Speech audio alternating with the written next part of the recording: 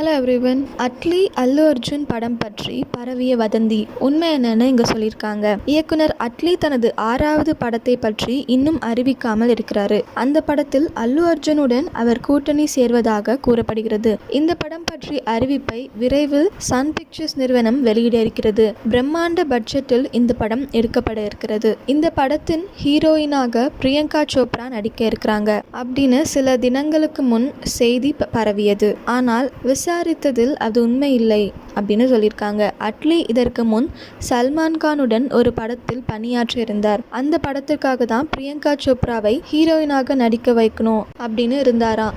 ஆனால் அந்த படம் டிராப் ஆகிவிட்டது அப்படின்னு சொல்லியிருக்காங்க. அட்லி அல்லு அர்ஜுன் படத்திற்கு ஹீரோயினாக ஜான்வி கபூர் தான் நடிக்க போகிறாரு அப்படின்னு கூறியிருக்காங்க. அதிகாரப்பூர்வ அறிவிப்பு வந்தால்தான் இது உறுதியாகும். இந்த அப்டேட் பற்றி நீங்கள் என்ன நினைக்கிறீங்க அப்படின்றத கமெண்ட்ல சொல்லுங்க.